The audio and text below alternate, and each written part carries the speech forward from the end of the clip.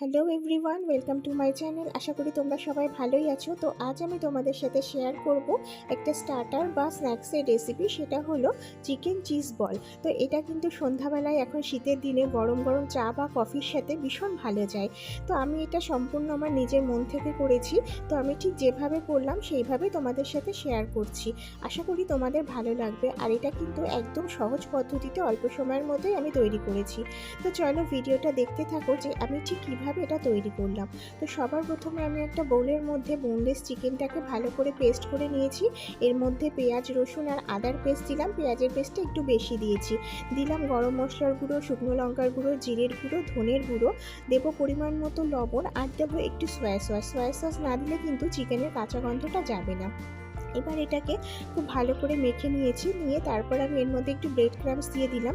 এটা জাস্ট বাইন্ডিংয়ের জন্য দিয়েছি, তোমরা চাইলে কর্নফ্লাওয়ারও দিতে পারো। এবার আমি এটাকে বল তৈরি করব। তো তার জন্য আমি হাতে একটু তেল মাখিয়ে নিলাম, তাহলে আমার বল তৈরি করতে সুবিধা হবে। এবার আমি চিকেনের ডোটাকে নিয়ে ঠিক এরকম করে মাঝখানে একটু মোজারেলা চিজ দিয়ে এটাকে আবার ফোল্ড করে এরকম গোল গোল বল করে নেব। নিয়ে এটাকে ভালো করে ব্রেড ক্রাম্বসে কোট করে দেবো। তো আমি এখানে মোজারেলা চিজ ইউজ করেছি, তোমরা চাইলে নর্মাল চিজও দিতে পারো। তো এইভাবে আমি প্রতিটা বল তৈরি করে নিয়ে এটাকে একটু 10-15 মিনিটের জন্য রেস্টিং টাইম দেব। এবার আর কিচ্ছু না, জাস্ট এটাকে রিফাইন তেলে ডিপ ফ্রাই করতে হবে। আর এই সময় কিন্তু ফ্লেমটা একদম লো রাখতে হবে আর একটু সময় নিয়ে এটাকে ভালো করে ভাজতে হবে।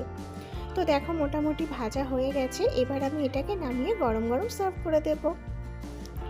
তো তোমরা দেখলে আমাদের চিকেন চিজ বল কিন্তু একদম রেডি হয়ে গেছে। আর এটা কিন্তু ভীষণ ক্রিস্পি হয়।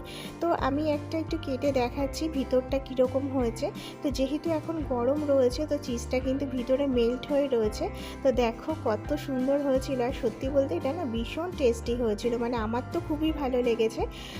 তো যাই হোক, চিজ যারা পছন্দ করে তাদের তো এটা ভীষণই ভালো লাগবে। তো তোমরা এটা অবশ্যই বাড়িতে ট্রাই করো, আশা করি তোমাদের ভালো লাগবে।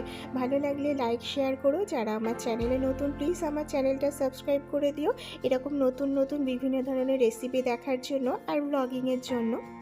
তো এখানে ভিডিওটা আজকে শেষ করলাম। আবার একটা নতুন ভিডিওতে দেখা হবে। সবাই খুব ভালো থেকো, সুস্থ থেকো।